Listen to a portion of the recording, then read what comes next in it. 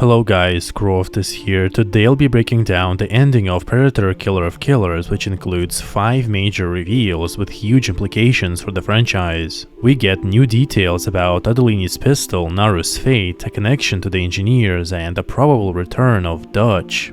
But let's start with the first major reveal, which is the introduction of the Predator King, or at least a figure who appears to be the leader of the Yautja clans. This predator is also called Grendel King, and he may lead the clan known as Bad Bloods, as we later learn that this clan is involved in genetically upgrading their own DNA, which is forbidden in the Yautja Codex. Grendel King is at least the clan leader and an extremely powerful Yautja, wearing numerous skull trophies integrated into his armor, including xenomorph tails and bones. His helmet appears to be crafted from another Yautja's skull, possibly a rival clan leader or a bad blood. The concept of the Predator King has only been rumored in the comics and was never explicitly explained.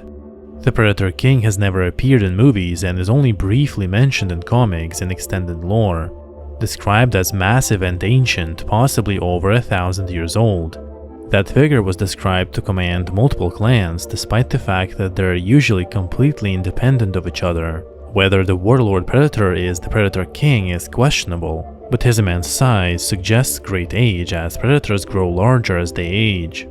We also get to see the Yautja speech directly translated, something rarely depicted. The mystique of the predator culture has always been appealing. Their civilization is both advanced and primal, creating intriguing contradiction. The Grendel King wants to fight the strongest human warrior. The 3 human fighters, each having previously defeated a predator, are brought to Yautja Prime to battle against each other. They are each given weapons belonging to their tribe, which leads us directly to the next big reveal. Ursa gets an axe, the samurai a sword, and most interestingly, John receives a flintlock pistol, the exact same pistol from Predator 2 and Prey. This pistol is probably the most iconic object in the franchise that connects many movies. Prey actually altered the pistol's backstory from the comics. Originally in the comics, the pistol belonged to a pirate captain, Raphael Adolini. When his crew revolted against him, a predator decided to help the captain to fight off the mutinous crew. So in exchange for helping him, Adolini gave this flintlock pistol to the Yautja. In Predator 2, Hurricane defeated the City Hunter Predator in basically a hand-to-hand duel, so an Elder Predator gave this pistol to Hurricane as a trophy. So originally it was theorized that the flintlock pistol passed from a pirate captain directly to a Predator and then to Hurricane in Predator 2. However, Prey completely altered this storyline. In Prey, Naru received the pistol from Raphael Adolini, not a pirate captain but a French interpreter, as a thank you for treating his wounds. Naru later used the pistol in her fight against the feral Yautja, and at the film's conclusion, she handed it to her tribe leader. Then the post-credit scene of Prey shows 3 predator ships approaching Naru's village, implying that the pistol was likely claimed by the predators. But Killer of Killers completely changes the story even further. Given that the warlord Yautja in Killer of Killers may be the leader of the feral predator clan, with distinctive skulls as masks, it's possible that this exact clan recovered the flintlock pistol from Naru. Since the events of Killer of Killers likely occurred between 1941 and 1997, the cinematic journey of the pistol now seems to be as follows. From Raphael Adolini, the French interpreter, to Naru, then from Naru to the feral predator clan. Then from there given to John during the arena battle, and eventually it ended up in the hands of the Lost Tribe clan in Predator 2, who finally handed it to Hurricane. But let's return back to the film. The warlord predator orders the humans to fight to the death, allowing only one survivor, or else they'll all die via explosive neck bracelets. The 3 defeat the monster and attempt to escape in a Yautja ship, but the Predator King blocks their path and forces a final battle. By working together again, the humans manage to slow down this warlord predator. However, they are no match for this giant monster, and they were only able to slow him down while John figures out how to operate the ship. The 3 board the ship to fly away, but the predators fire a harpoon into it, preventing their escape. Ursa sacrifices herself to break the chain, telling the others not to avenge her. However, the warlord predator sends additional ships to chase John and Kinji, possibly setting up a sequel. But then come 3 major reveals with insane implications for the Predator franchise. Ursa is cryogenically frozen in a vast warehouse with thousands of other beings, metaphorically trapped in eternal Helheim due to her insatiable bloodlust. Since she's likely the strongest human warrior, the predators preserved her DNA for bio-upgrading themselves. As introduced in The Predator of 2018, some predators incorporate genome of other dangerous species into their own DNA to continually evolve into deadlier killers. Normally, this practice is strictly forbidden in the Yautja Codex, and only bad blood predators engage in genetically engineering themselves. Genetic upgrades are treated as a form of cheating since it grants unfair advantages, so it's likely that the clan we see in the movie is a bad blood clan. Unless these beings who defeated predators are cryogenically preserved for some other, even more mysterious reason. But probably the most significant detail in the movie is this multi-legged alien also frozen in a cryochamber. Some people thought that this is a Drukarthi, an ancient and highly advanced race only briefly mentioned in the comics. However, I don't think it's the case. What's really mind-blowing is that this is actually a creature created by engineers. It's called tetrabrachial humanoid from comics, native to the planet UE753. These primitive beings are as brutal as Yautja and were another engineer experiment. In the Fire and Stone comic book, which directly connects to the events of Prometheus, the predator known as Ahab visits the planet of the tetrabrachial humanoids, and he discovers cave paintings identical to those Elizabeth Shaw found on Earth. These paintings featuring the space jockeys indicate that these beings, tetrabrachial humanoids, were also created by the engineers. So the appearance of these creatures in Killer of Killers further suggests that the engineer's storyline will play a significant role in merging Alien and Predator franchises. This also serves as another hint that Disney intends to officially merge Predator and Alien. In addition, the trailer for the upcoming Predator Badlands reveals that one of the main characters is a Weyland-Yutani synthetic, clearly showing the Weyland-Yutani logo reflected in her eyes. This detail isn't just an Easter egg, it directly ties the franchises together. Another clue is the Weyland-Yutani logo on the machines on the Yautja planet, suggesting that the corporation is actively involved in Predator-related affairs and could be sending equipment to Predator planets to mine valuable metals. After the two AVP films, the studio initially moved away from explicitly connecting Alien and Predator. However, with Disney now owning both franchises, a definitive merger seems increasingly likely.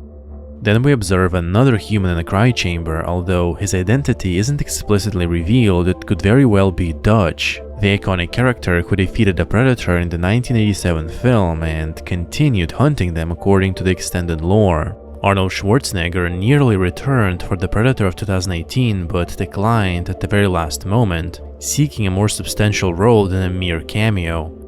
But with Dan Trachtenberg now given full green light and control of the Predator films, there's a strong possibility that we'll finally see Dutch returning. Despite Arnold's huge success in Predator, he never appeared in any other Predator movies, even as a cameo, which is a huge surprise.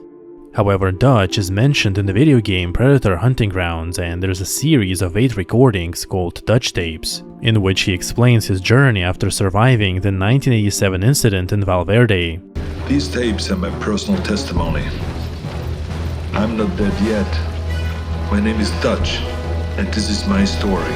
After defeating the jungle hunter Yautja, Alan Dutch Schaefer went on a relentless quest against the predators. Right after the incident, Dutch is then debriefed by Peter Keyes, and the script for Predator 2 even had a scene with Dutch in a hospital that was later removed. But according to these tapes, Dutch grew obsessed with the predators, learning that they had been hunting humans for sport for thousands of years. According to these tapes, he assembled a team of soldiers and tracked predator sightings, even faking his own death to continue his missions off the grid. Over the decades, he led squads that ambushed predators mid-hunt, recovering advanced predator technology. In 2008, a female predator wiped out Dutch's entire team and gravely wounded him with a razor net. Yet the female Yautja spared Dutch's life, leaving him scarred, which only fueled his determination. Due to his injuries, Dutch was slowly dying, so he accepted an experimental treatment using predator DNA, which halted his aging and restored his strength. This procedure permanently slowed his aging, allowing the 79-year-old to fight with the vitality of a much younger man. So as of 2025, Dutch is still fighting predators according to the video game. Given that Dutch is an absolute legend in the Predator franchise and that Arnold Schwarzenegger is still active as an actor, there's a strong possibility that he will reprise his role in future Predator movies. On the other hand, the human in the Cry Chamber doesn't seem as physically imposing as Dutch, especially since Alan Dutch Schaefer is famous for being a behemoth of a man. Alternatively, the individual in the Cry Chamber could be Quinn from The Predator, or perhaps even Lieutenant Mike Harrigan from Predator 2, who notably defeated a Yautja in direct hand-to-hand combat. Another interesting reveal is Naru, who's also frozen in the Cry Chamber. At the end of Prey, Naru outsmarted the feral predator, likely part of the same clan as the Warlord Predator. In the post-credits scene, 3 Predator ships approach her village, so her presence in the Cry Chamber suggests that she successfully defeated these new predators in potentially Prey 2, making her DNA highly valuable. As Naru possessed the Raphael Adolini pistol, predators presumably claimed it from her, explaining its later appearance with John on Yautja Prime. Predator franchise appears to be expanding significantly, potentially connecting not only to the Alien series but also to the Independence Day franchise. In the Badlands trailer, we see a giant alien skull prominently displayed at the very center, closely resembling the aliens from Independence Day. Dan Trachtenberg was actually asked about this alien skull, and essentially he confirmed this connection, explaining that Independence Day was another Fox property now owned by Disney, basically saying that there's a lot more here than just a coincidence. The upcoming Alien series, Alien Earth, also presents numerous opportunities for Easter eggs or references to the Predator franchise, especially considering its heavy focus on various alien creatures and corporate conflict, and one of these creatures could easily come from a Predator planet. Weyland-Yutani, a key player in Alien Earth, maintains a monopoly on space exploration, but their technology is at risk of being stolen when their ship crash lands in Prodigy City, an area completely controlled by a rival corporation, which will gladly steal all the secrets that they can. Corporate warfare will be a major plot point in the Alien series, especially since Weyland-Yutani was formed when the original Weyland Corporation absorbed Yutani, another massive Japanese conglomerate. As shown in AVP Requiem, Yutani acquired a Predator plasma caster, gaining advanced alien technology. This acquisition could become an essential element influencing events in both the Alien series and Predator Badlands. Additionally, the Alien Earth trailer reveals that dangerous alien species were collected from distant planets throughout the galaxy. Collected specimens from distant planets. Given the presence of Weyland-Yutani equipment on the Predator planet, it's highly likely that one of these captured species originated precisely from there. And the android shown in the trailer could even be directly involved in harvesting specimens from the Predator planet. So clearly there are numerous exciting connections and intriguing possibilities ahead for both franchises. Thank you guys for watching. What do you think about these crazy reveals, and do you think we'll see Dutch returning to the franchise? Leave your thoughts in the comments and don't forget to join the Patreon for extra support. Also, like this video if you enjoyed it and subscribe to the channel for more content. My name is Croft and I'll see you in the next video.